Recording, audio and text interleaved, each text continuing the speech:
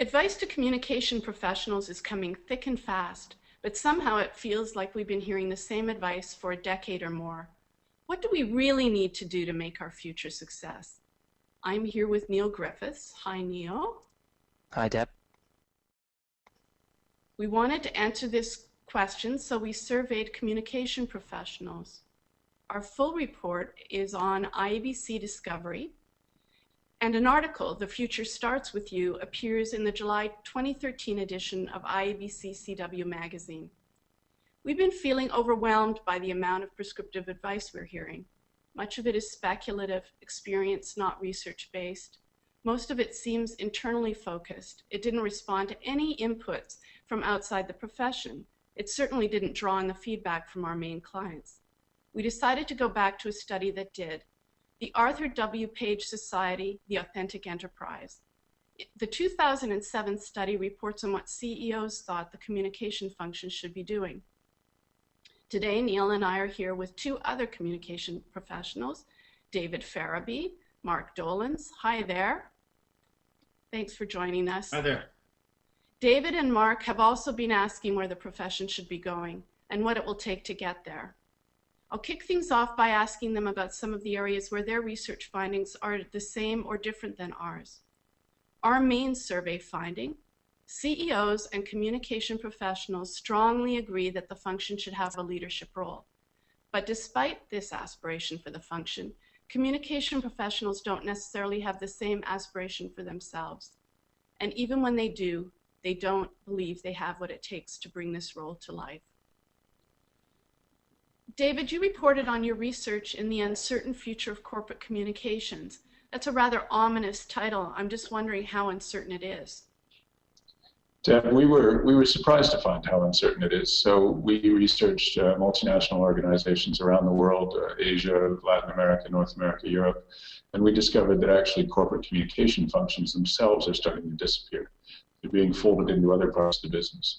And one of the main focus points for that, we were again surprised, was the ability of communication people to speak directly to the business. So we referred to it as a level of professionalism, the ability to connect up properly to the business. And we talk about a lot of the similar things to what you and Neil discovered, which is a profession that's in transition. And so that was a very interesting point for us to come across. And so there's quite a bit in that.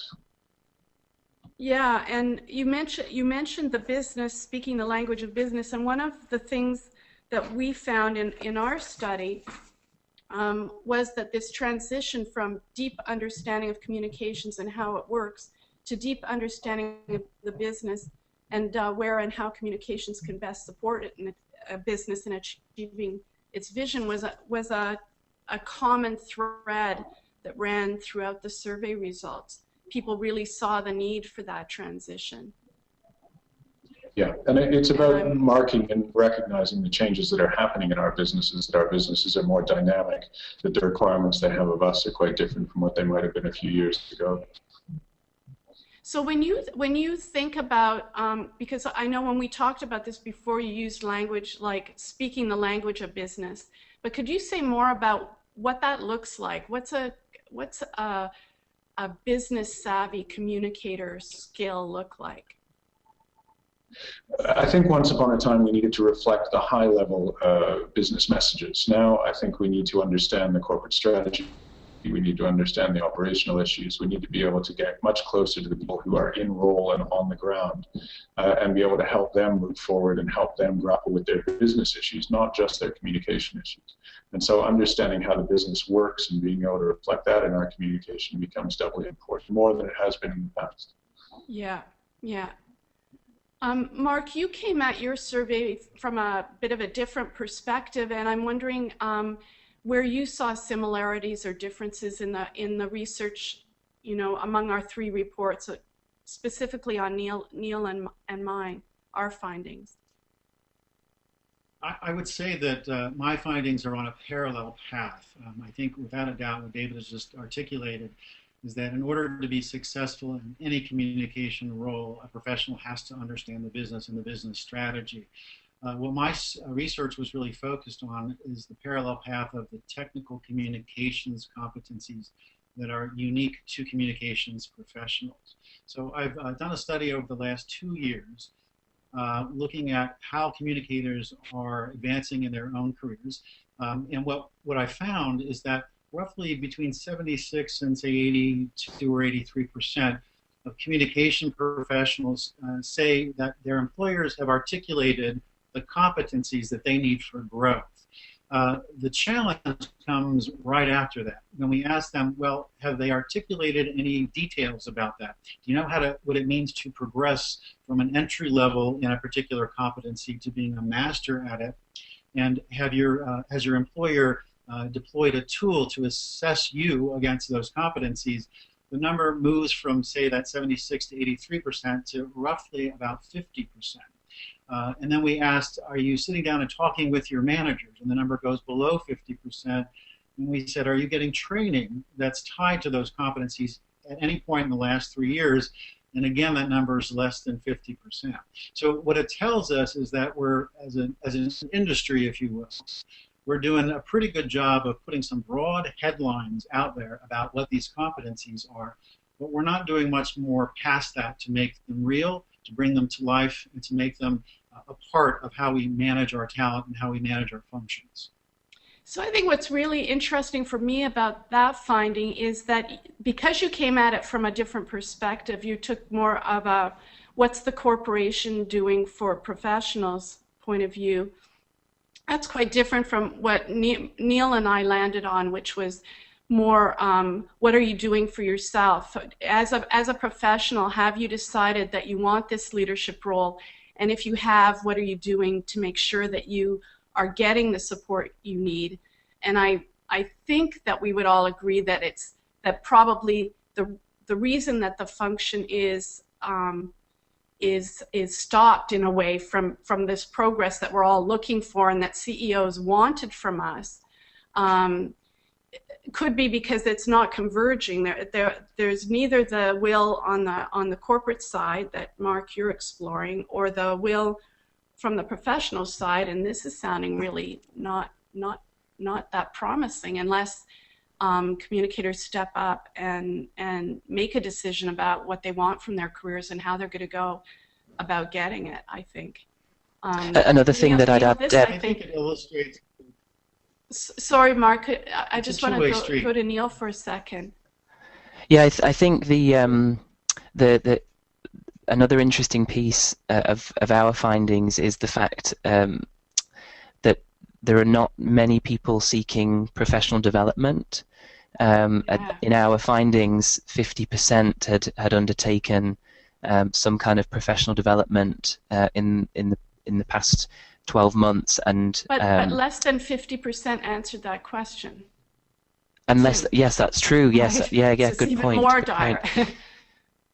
Right, and of those people that had the intent, of those that had the intent to take it, it was of more of a sort of tactical, functional domain that they were exploring. So more about the how to do a particular piece of the communication work that has to be done, rather than a kind of business focused, understanding the business, moving more in that direction for their professional development. So there does seem to be a disconnect between where we feel that the profession is going, where the organizations feel the profession is going, and actually what we're doing about it. So Mark, in terms of the business education and the role of corporations in that, do you have any data or thoughts about? I know you have thoughts about the role of the corporation in getting communications and marketing people skilled up in basic business skills or even advanced business skills. Yeah, I'd probably answer it in two ways. I think on the business side, communication professionals have to take ownership of taking initiative and learning about the business, and there's lots of ways that they can do that. they can partner with people in the financial part of the organization, in the CFO's office, to walk them through everything from quarterly financials to any kind of regulatory filings. This is a really great way of learning about the drivers of the business. If the company is publicly held, find a friend in investor relations who's willing to walk you through the story that they have to create for Wall Street or any investment community. Find people in strategy who are willing to explain to you what are where's the business going and what's driving effectiveness. So hold on one second. Sorry, can we go back on that question, Mark? Because what I want to get to that in a minute. But what I wanted to hear from you is the role that you think the corporation has, if any, in terms of business education for communicators and marketers, given that the premise of your study is more that the corporation has a role and responsibility too, in terms of the development and building capacity. Right. I think the focus of my study was on the technical competencies versus the business education. That is a parallel path. But in terms of what the corporation needs to do, the leaders of a function in communications, I think, have the responsibility of articulating what are the competencies that matter to us, and articulating how do people actually grow through them. So in other words, you can't just put words on a piece of paper and say, this is what it means to be proficient in social or digital media. They really need to put the details and say, for our organization, it looks like this to be entry level. Yeah. I think then they have to take responsibility for setting up systems to have conversations directly with individuals to say, here's where you are on that continuum of growth. And then they need to make decisions about training and development. And Neil, you're also volunteering on the career roadmap, the IBC career roadmap. How does that fit into this conversation?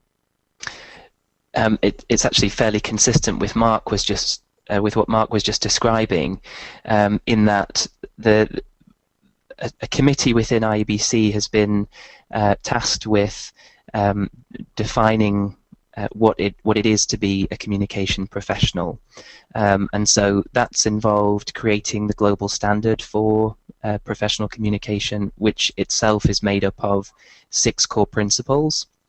And within those core principles, what has emerged is a series of major tasks. So those things that communicators do within the domain of the global standard, and again, within that, within the major tasks, what are tasks that are practiced more frequently and are more important at given times or given concentrations within your career? So, to Mark's point, what does an entry level look like in these areas, through to being a huge part of the business leadership, and so this conversation around what are core competencies and at which points in the communication professional's career, that's been very much part of what IBC's been looking at over the past 2 years, and we're at a point where we're launching an assessment tool, which is essentially a self-diagnosis tool to see where you stand in relation to the core areas of competence within the global standard. So it sounds like the professional association will have some guiding principles and a pretty granular way for professionals to look at things. And then, Mark, you're asking for the corporation to take more of a role in terms of bringing it home, as it were. So what does that look like in our organization? Right. And there's a bit of calibration that needs to happen. Yeah. So David, what I find interesting too is that the way that Neil and I were thinking about this after our survey was communicators have a choice to make about leadership, and if they want the leadership role, then there are certain things that they'll need to do in terms of that leadership role, and certain kind of competencies they'll have to either have or develop, etc. And what I find really interesting about the business competency question is that it seems to me, the more that I thought about it, that it's almost table stakes to even be in the function.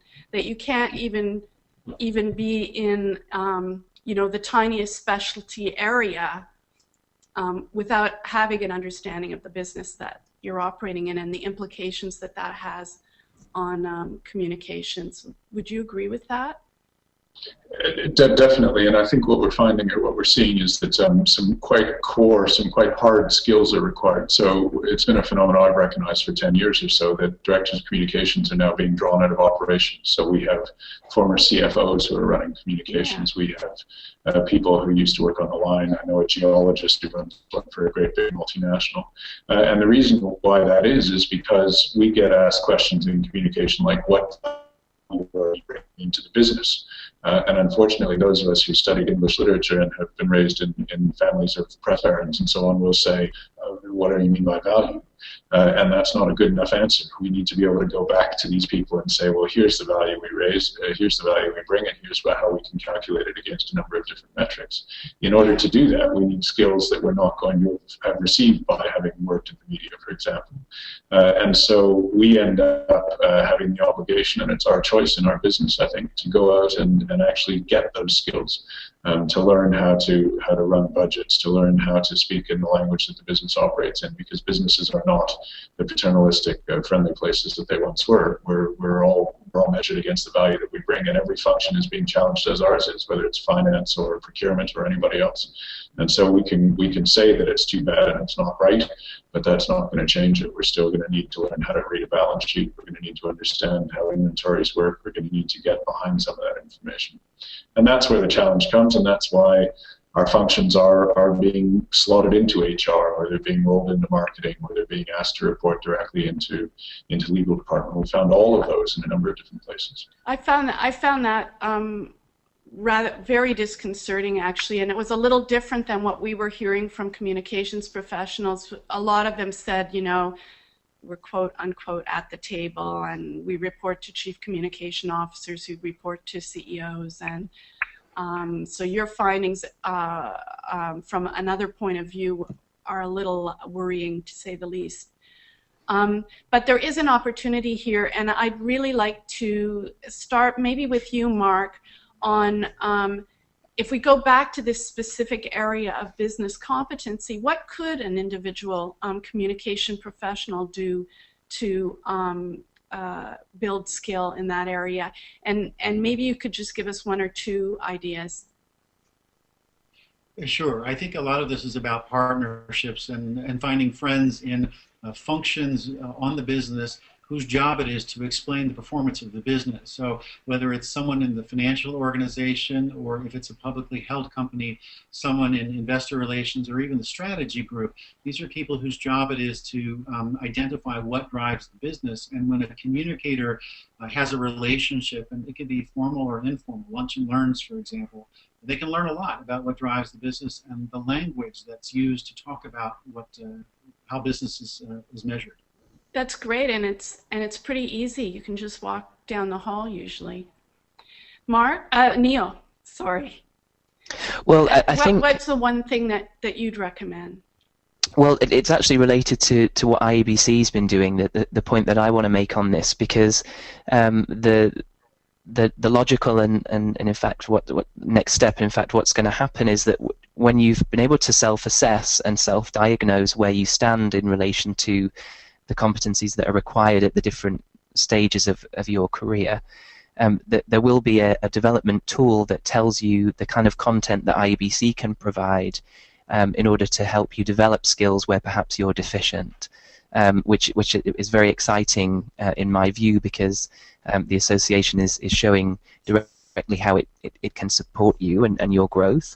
And then perhaps where there are areas, if there's no content available, there will be suggestions as to where you might go in order to secure that. So often there are areas, perhaps in finance or in more kind of legal considerations and the competencies in those areas, there may be advice as to where you can seek that kind of development opportunity. So it's very encouraging, I think, and gives us a bit of direction. I feel like singing the Hallelujah chorus. Sounds really good. David, what about you? What are one or two things that you think a communications professional watching? I'll attempt to be no less encouraging. How about that? I would entirely back up what my colleagues have said. I think Mark's point about informal networks and getting involved with people is fantastic. I think Neil's point about self-assessment is true as well. Unfortunately, I think we need to keep going and do all those things and more. And the more, I would say, is look for formal opportunities. So be that if you're in a business that is facing a financial crisis, get some understanding of that. And you can do that by going to your local college. You can do that by reading broadly. You can do that by any number of things. We are so lucky in our business to be able to range across what's going on and go and speak to different people, and we tend to be gadflies. We tend to be people who are interested in everything and genuinely want to work with people. So take advantage of that. Learn something new, pick up a new skill. If you're in an industry facing certain pressures, go and research those pressures. Spend some time, even informal education, getting up to scratch. That's really great. And it strikes me that even something so basic as business understanding needs a level of mastery. And that means continuing to find ways to develop deeper and more insightful understanding. So I'm going off to make friends with the Chief Financial Officer. That's my next stop. I want to thank you guys very much for being part of this panel and this discussion. I hope for those that are watching that you've learned something new, been a little inspired, a little edgy and inspired. And we'd love to hear back from you. What do you think about the results of these studies and the implications for you and the work that you do? You can comment here, I believe. And you can get in touch with us directly, and we look forward to hearing from you.